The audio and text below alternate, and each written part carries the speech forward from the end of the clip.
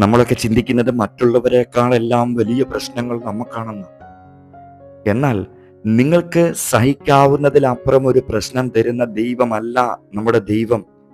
എല്ലാവരെയും കടത്തിവിടുന്ന ശോധനയിലൂടെ മാത്രമേ അവിടുന്ന് നിങ്ങളെയും കടത്തിവിട്ടിട്ടുള്ളൂ. അവിടുന്ന് നമുക്കൊരു ശോധന തന്നിട്ടുണ്ടെങ്കിൽ അതിനു മുന്നമേ തന്നെ അത് കടക്കുവാനുള്ള പോക്കുവഴിയും ഒരുക്കിയിട്ടുണ്ട്. അതെ, നിനക്കൊരു പ്രശ്നം വന്നിട്ടുണ്ടെങ്കിൽ അവിടുന്ന് ആ പ്രശ്നം നിനക്ക് വരുന്നതിന് മുന്നമേ തന്നെ നിനക്കായി അതിൻ്റെ പരിഹാരവും ഒരുക്കിയിരിക്കുന്നു.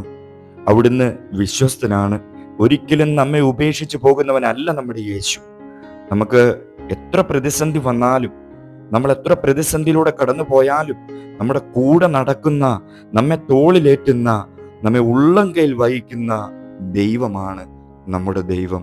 അതെ, ഇന്ന് നിങ്ങൾ ഭാരപ്പെടുന്ന വിഷയം എന്തു തന്നെയായാലും കർത്താവ് അതിൻ്റെ പോക്കുവഴി, അതിൻ്റെ പരിഹാരം നിങ്ങൾക്കായി ഒരുക്കിയിട്ടുണ്ട്.